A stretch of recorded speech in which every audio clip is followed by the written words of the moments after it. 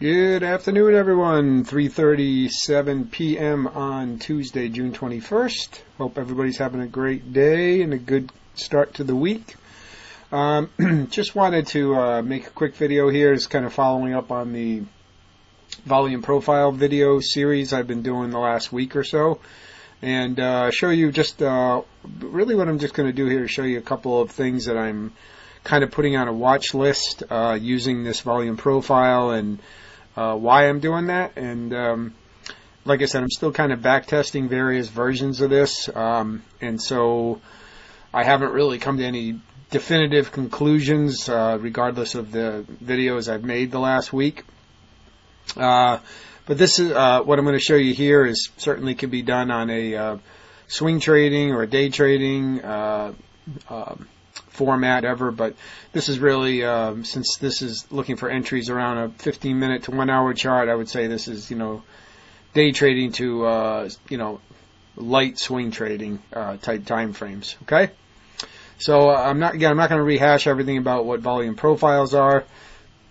You can look that up on your own, or just go back and watch the last couple of videos I did on it. But again, what a volume profile is, it's looking at volume over price as compared to price instead of time. So again, as I've said in the past, instead of having the volume bars down at the bottom here, the vertical bars, which show you volume at a particular time, this profile shows volume as a particular price. Okay?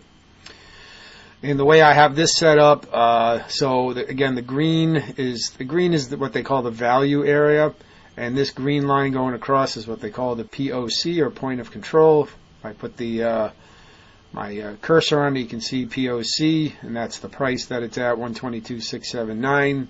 This happens to be the pound dollar.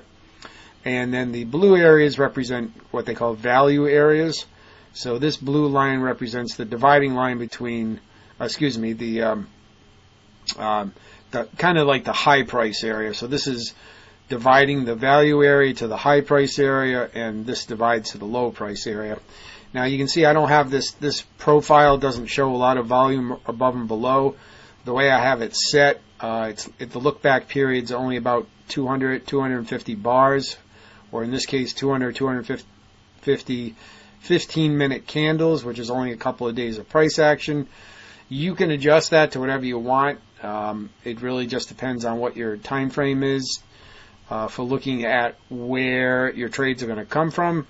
I prefer to keep it at between 200 and 500, but my preference is between about 200 and 250, depending on the pair.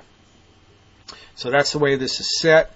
And the reason why is because most of my focus at this point is right here, is what's going on around the point of control.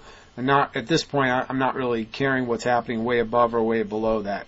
If I get into a trade, then I will become more interested in what's above or below it, and I can always adjust the volume profile accordingly if I get an entry signal. So, and again, volume profile is not a you can't use it kind of a standalone as an entry technique. You kind of have to use it obviously in conjunction with price action or other indicators if you like that, or sentiment and fundamentals. But it is a really good, kind of draws your eye to certain things on the chart. So what I look for, and again, my preferred entry, or to at least look for these setups, is between the 15-minute and 1 hour, but preferably the 15 to 30-minute. I don't really go anything shorter than that. And so we'll just take this pair as an example.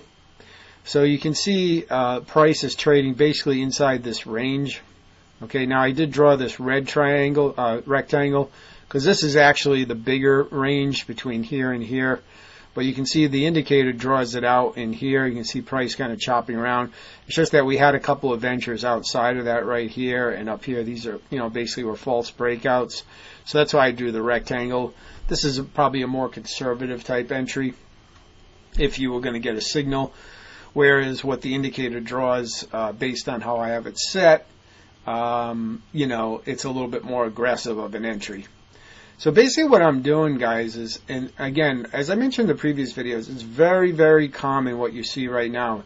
when price approaches the point of control, it's very common to see a lot of manipulation where it goes through, it comes back, it goes through, comes back, goes through, and price can get in these ranges. And so what I basically do is I go through all the pairs that I look at, and I just make a note of any that around the 15 minute to 1 hour are in this, where the POC, where price is kind of ranging with the point of control going, right through that range. And I just write it down basically. And I'm basically just looking for, price to break out of this range. Now, however you're going to determine what a breakout is and which direction, that's all up to you to figure out. I'm basically just looking at higher time frames and potentially, just price action on the chart or whatever. But whatever your method is to determine a breakout, you're going to apply that here. But this should just be your starting point to determine where you should be looking. Now, it is not uncommon to see price consolidating a little bit and have the point of control not be anywhere in that area. And if that were the case, let's say, price had gone up and then you see a little consolidation, but the POC was still down here. Well, that's fine. To me, that would suggest that the price is definitely going to continue up and it's just taking a breather, but nothing has changed as far as where most of the volume is. In this particular situation, we have price went up and then we have this, the POC re-navigated itself to up here. To tell you, the POC started before this big move up. The POC was actually down in this area when I back tested it. And of course, like I said, this is a dynamic indicator. It will adjust as the volume changes in that particular currency pair. And so as price moved up and more volume filled in up here, then the POC changed, and this is where it currently sits. And again, the POC is strictly the place on the chart where the majority of volume is occurring. And you can tell that by looking at the histogram. This is as far out as it sticks. And so obviously this is the POC. And again, the green area represents where, depending how you set the indicator, but for the default for most of these is where 70% of all the volume happens in this green area, okay? With the other 30% happening above or below it in this blue area. Okay, so that's how how the indicator calculates, and you can adjust this. Like I said, most of these indicators default to 70%. Not really much reason to change it unless you want to widen or shrink this area. But I leave it at 70. Once in a while, I have one template that moves it to 65. It doesn't really make much difference, quite honestly. So again, that's what this green area and the POC represent, where most of the volume is happening. And of course, so it makes sense that the price is in balance here. This is why this is why it's moving sideways, because the market's in balance right now, right? There's about equal buy and sell orders in here, so that we consider the market to be in balance, and so it's just kind of chopping around. So there's no trade in here at all, as far as I'm concerned. I suppose if you were a scalper, you could go down to a 1 minute or a 5 minute chart and trade these bounces, but I find no value in that, so I will wait for a bigger move, however long it takes. And I basically just put these on a watch list, and maybe set some price alarms, not orders, because I don't like limit orders, but maybe place some price alerts, perhaps a few pips below this swing and maybe a few above this one, or you want to be really conservative above this one. But I think above this one will be fine, because this area's already been tested. If it comes back through here and closes above, that probably will push it up. And same thing here. It's already tested this area. If it comes back down here and we get a nice close, 1 or 2 candles below here, that certainly to me suggests a downward move.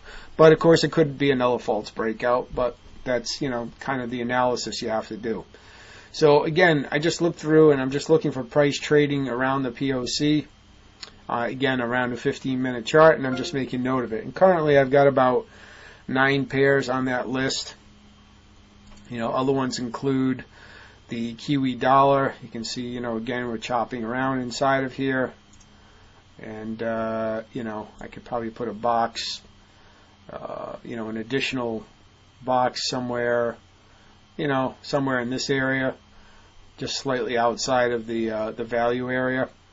Another one's the Aussie Dollar, which looks very similar. There's the Kiwi Dollar. Euro Swiss. It's another one. You can see I already got the box. You can see this thing's just been moving sideways since for almost a week now. Other than this little false breakout right here, this pair has done absolutely nothing for about a week. I mean, this goes back to June 16th here when it started inside this range, and today's the 21st. So, and then we have the Euro Kiwi. This one's really been chopping around. See, I did take a trade right here. I got out of it.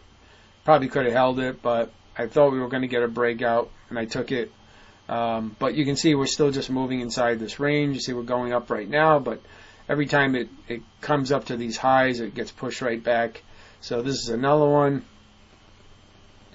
Euro Dollar's the same way. You know, again, false breakout right here, false breakout here, but other than that, just moving inside these ranges. Dollar Swiss, same thing, just the other way. Okay, this one's really clear, just locked right inside this range. Again, another trade that I took and got stopped out of, but for a small loss when I thought I was just going to play it up to the top here. But like I said, even though I said I don't do that, I tried it. That's why I don't do it. But anyway, so, you know, right here, again, stuck right inside the POC, cutting right through price. And then we were just on the pound dollar. So, same thing here. Okay? So, sorry about that, guys. So yeah, so this is the deal here. And, you know, so what I'm doing is just keeping an eye on these pairs. And as these begin to move at some point, then these will be good trades. And if you think of it, guys, kind of like a spring. If you take a spring and you compress it, right, that's basically what's happening here, compressing the spring. And at some point that you know, you're going to take your hand off that spring and it's going to shoot up or shoot down. And then that's when you're going to, you know, enter the trade. Because remember, there's a lot of volume in trades building up at this level. Okay, this POC should draw your eye because this is where there's a lot of action going on. So again, there's a lot of heat in here. There's a lot of orders, the market's in balance right now. That's why it's not moving. But there's a lot of orders and there's a lot of pent up demand here. So at some point, a catalyst will trigger this to go up or down and break out of this. And at which point, that's when I want to, you know, be a part of it. And then at that point, I'd start to look at, you know, higher time frames for targets and, you know, things like that. But, you know, we haven't gotten to that point yet. So anyways, guys, I just wanted to point that out. And again, guys, this is more of a traditional volume profile as opposed to some of the other ones I talked about, where you can, you know, the visible ones or the session ones or the fixed range where you can, you know, kind of use markings on the chart to kind of show you just volume in between a certain area.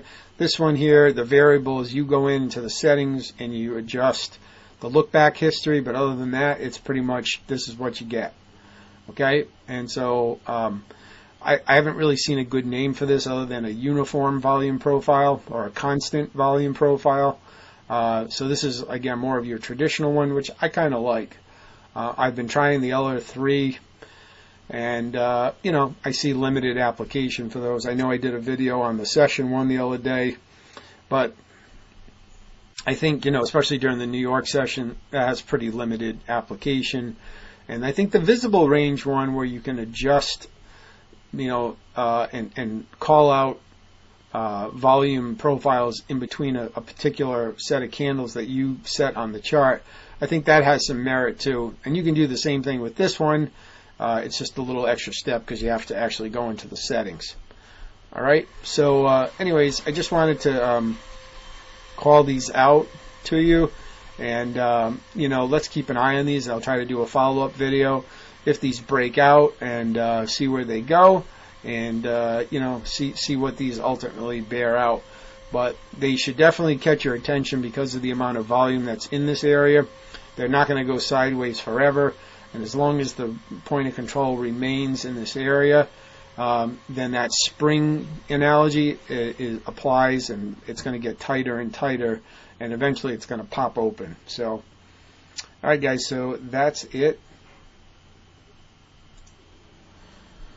I hope you got something out of it. Please make sure you smash that like button. All right, and thank you for watching. It helps with the YouTube algorithm. Down in the lower right corner, again, you should see the subscribe button. Be sure to hit that and ring the bell notification icon below that so you get notified when I post a new video.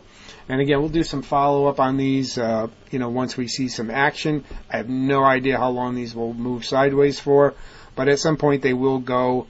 And in the meantime, we will just watch them and, and see what happens. All right, guys, take care. Have a good rest of your day, and we'll catch up soon.